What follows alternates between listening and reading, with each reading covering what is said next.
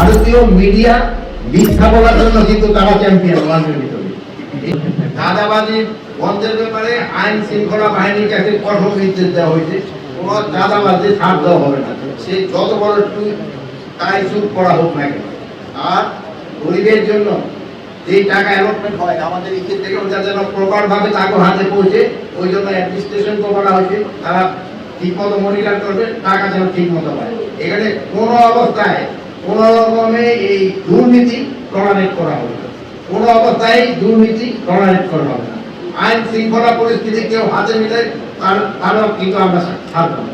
আইন শৃঙ্খলা বাহিনীর কাছে যদি কোনো রকমের কারো সমস্যা থাকে, আইনের দরকার হলে আইন শৃঙ্খলা বাহিনীর কাছে যাবে, স্টেশন আছে তাদের কাছে যাবে।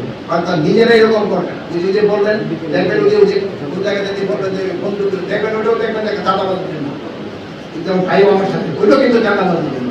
ওইগুলি আপনারা এটা ভালোভাবে প্রচার করবেন, প্রচার করলেই দেখবেন এইগুলি আস্তে আস্তে কমবে। যে এইগুলির জন্য আপনাদের আমাকে একটু সহযোগিতা দরকার, জনগণের সহযোগিতা দরকার। সব কিন্তু আমাদের একা পক্ষে সম্ভব না। আমরা যদি জনগণ এবং আপনারা মিলে যদি আমরা একটা কাজ করি, এটা আমরা একদিন অবশ্যই সফল হবো, অবশ্যই আমরা সফল। এই ভারতীয় মিডিয়া কিন্তু মিথ্যা সংবাদে কিন্তু গুজবে কিন্তু ওনারা রটাই দিচ্ছে। ওনারা কয়েকটা মিডিয়া আছে, তাদের কাজ হলো শুধু গুজব রটানো।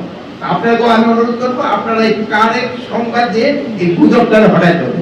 আপনারা কিন্তু অনেক ভালো ভালো সংবাদ দিয়ে কিন্তু ওদের কিন্তু মুখ আস্তে আস্তে বন্ধ করে আসছে। এই জন্য এটার ক্ষেত্রে আপনারা যদি সঠিক সংবাদটা দেন, তবে আমাদের জন্য ভালো, দেশের জন্য ভালো। এবং আমি এই জন্য আপনাদের আমি ধন্যবাদ দেই, আপনারা কিন্তু সঠিক সংবাদটা দেন। এখানে একটা সবচেয়ে বড় সমস্যা হচ্ছে হলো চাঁদাবাজি। এখানে যত ধরেন যে সহিংসতা যত কিছু হয় না কেন, এখানে কিন্তু চাঁদাবাজি হলে এখানে সমস্যা। এই চাঁদাবাজি বন্ধ না করতে পারলে এটা কোনো দিনই সমস্যার সমাধান হবে না। আর দুর্নীতি যেহেতু এটা লোক কৃষি লেভেলে গিয়া পৌঁছে না, মানে সাধারণ জনগণের হাতে জিনিসটা পৌঁছে দরকার। এই জিনিসটা বাগায় শরীর দিবেন, এই সেনাবাহিনীর মাধ্যমে কিন্তু সবজি চাষ শেখানো হয়েছে, কিভাবে সবজি চাষ করা হবে শেখানো হয়েছে। এখন কিন্তু আল্লাহ দিলে মাশাআল্লাহ এই ধরনের অনেক গাছপালা হয়েছে, কিন্তু অনেক জায়গায় কিন্তু আমরা একেবারে এই ঝুম চাষ করে মরুভূমির মতো বানাই ফেলছি।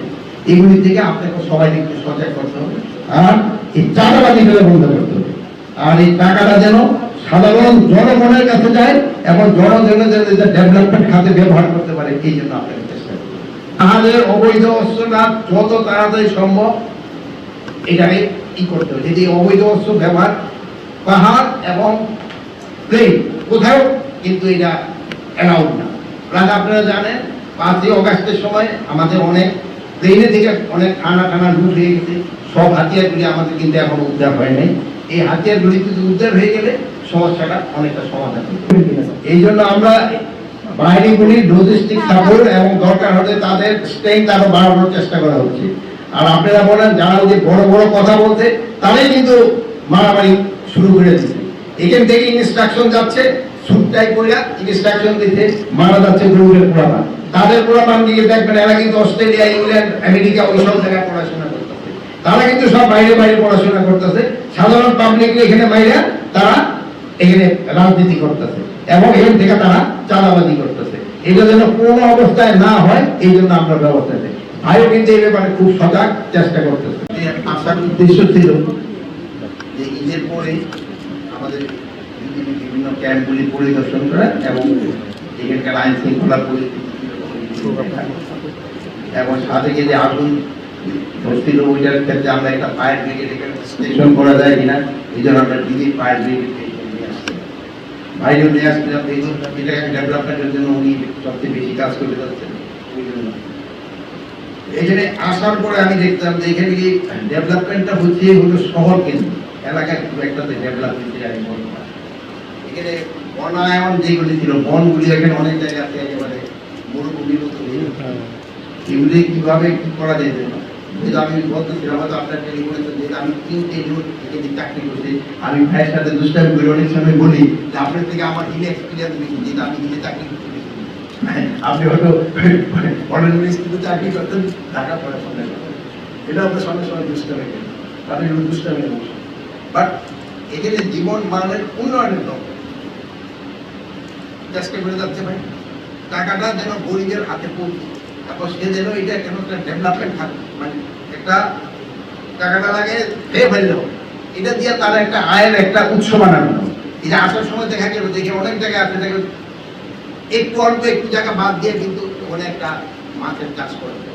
তারপর অনেক জায়গা আছে আপনি দেখবেন যে হয়ে গেছে, মানে জায়গা আছে অন্য জায়গায় ধান হইতে পারে, ওই জায়গাটাও ধান গুলো দেয় যেহেতু আশেপাশে তো পানি হয়, আর এইগুলো জিনিস হয় না।